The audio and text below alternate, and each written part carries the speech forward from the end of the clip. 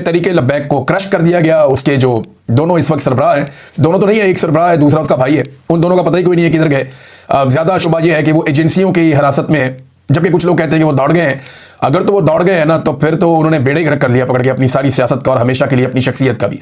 लेकिन इसके इम्कानात कम है, मेरे ख्याल में वो दौड़े नहीं हैं, भागे नहीं होंगे, एजेंसियों के पास होंगे और वक्त आने पर उन्हें सामने लाया जाएगा। बाकी जो मौलवी बच गए हैं पीछे, जो मजहबी लोग बच गए हैं, उनकी तनख्वाहें लगा दी गई हैं हुकूमत पंजाब की जानिब से और उनको पैसा मिलेगा हर महीने। और मौलवियों का जो एक ग्रुप है उसको बुलाकर मरियम नवाज साहिबा ने मुलाकात भी की है, क्योंकि उनके लिए डबल प्रॉब्लम है ना। एक तो अब मौलवियों को राजी रखना है, जो कुछ भी पाकिस्तान की रियासत करने जा रही है तो उसके खिलाफ कोई मौलवी इकट्ठे होकर कोई बयानिया ना बना ले या कोई ऐसी बात ना करें।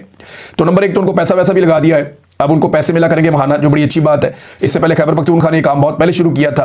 और दूसरा जो है, सरकारी मौलवियों के ऊपर मेहरबानियां शुरू कर दी गई है, जैसा कि मुफ्ती मुनीब है, बाकी लोग हैं, इनको बिठा के मरियम नवाज साहबा यकीन दहानी करवाती रही कि मैं बड़ी मजहबी खातून हूँ, मेरा खानदान बड़ा मजहबी है, हम तो ईद मिलादुन नबी मनाने वाले लोग हैं। क्योंकि ये सुन्नी मौलवी थे ना सारे। तहरीक लब्बैक के साथ जो भी हुआ, ये डबल मिशन है। एक तो ये है कि जो इसराइल के अंदर जो उसके साथ मामला पाकिस्तान करने जा रहा है, उसमें ये मौलवी जरा चुप रहे, मुंह बंद रखे अपना, और उतनी बात करें जितनी इनको इजाज़त मिले।